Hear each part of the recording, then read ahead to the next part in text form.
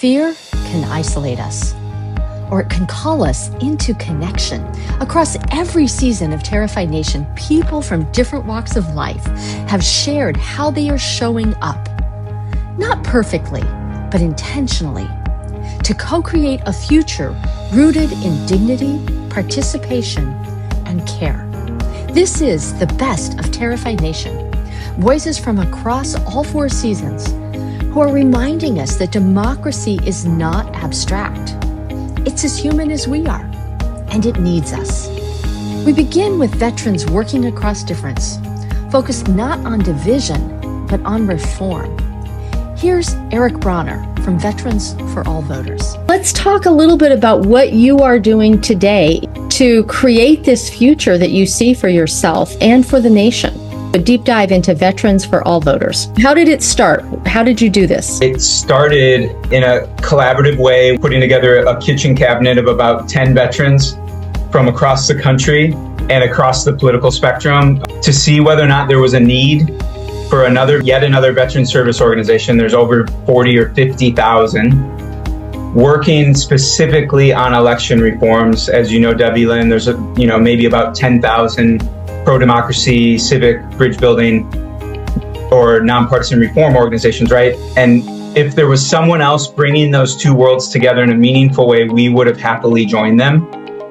But when we convened this kitchen cabinet, this was 3 years ago, 2021, after a little bit of time and research, there really wasn't anyone being very intentional with bringing veterans in to use their trusted voice in a way that is political but not partisan, in a way that is reforming, not dividing or for partisan gain or short-term gain, but really on a much longer-term reform vision. And systems alone don't make a future livable. Communities do. Here's Dr. Amitra Berry. Look around at the community in your preferred future. And what does that community need to include or provide for your preferred future to be possible?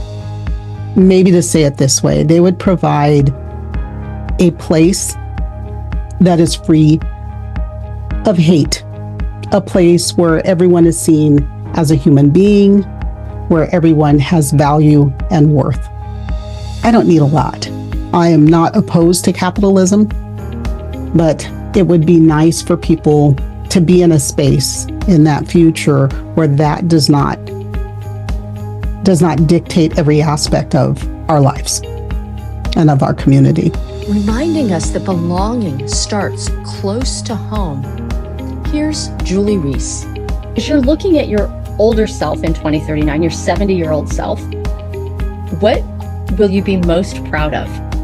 I'll be most proud of what I've done in my community, the changes that I've made and my connections that I've made in my community, being mentored by the people that have made me feel better along my journey, and also a sense of belonging, I guess, to a community. So I see that, and I hope that will be strengthened.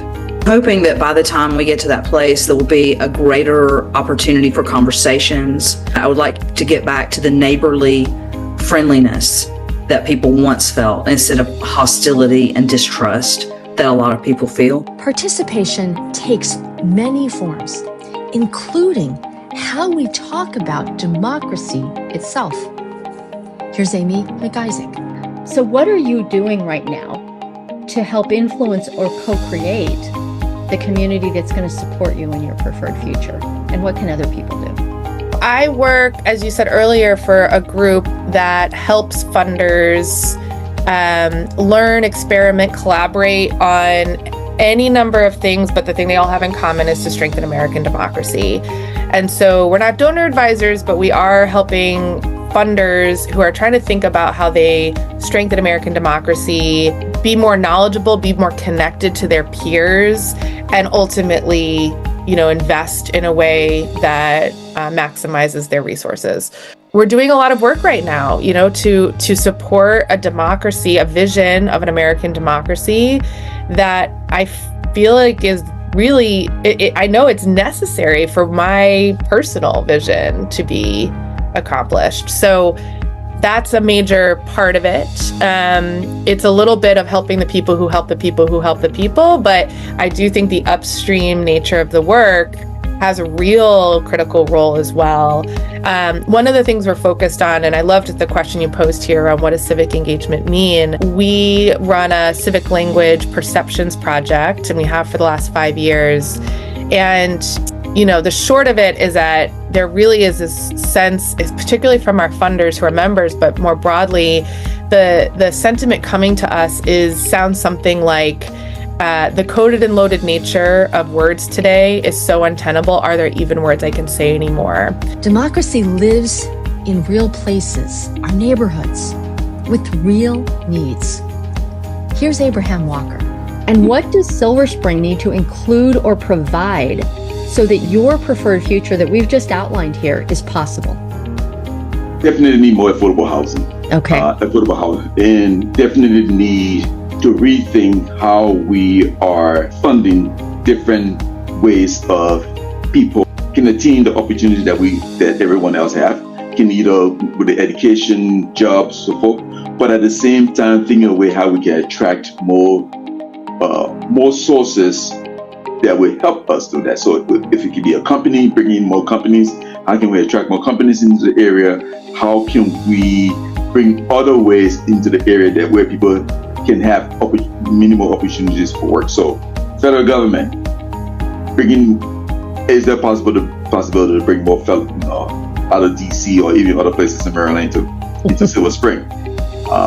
Or even if they're new ones, so maybe not to take away from other communities. And sometimes the clearest way to understand democracy is to think of it as something alive. Here's me, Debbie Lynn. Gardening is a lot like democracy. At first, it feels hard and it's really complicated, and I didn't know what I was doing. It just was like, So I started small, and maybe for democracy, we start small too.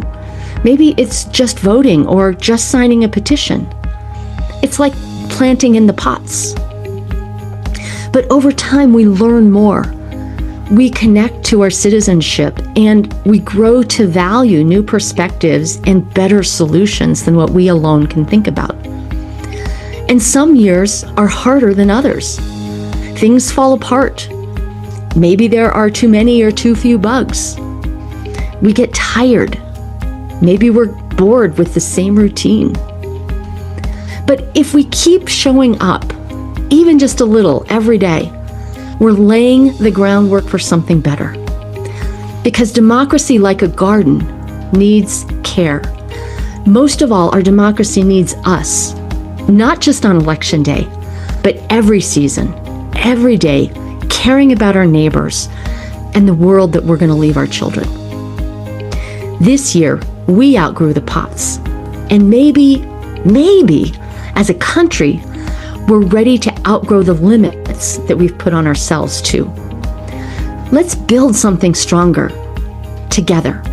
Across every season of Terrified Nation, one truth remains. We are powerful, and we are participants, and the future is something that we co-create together. Thank you for listening.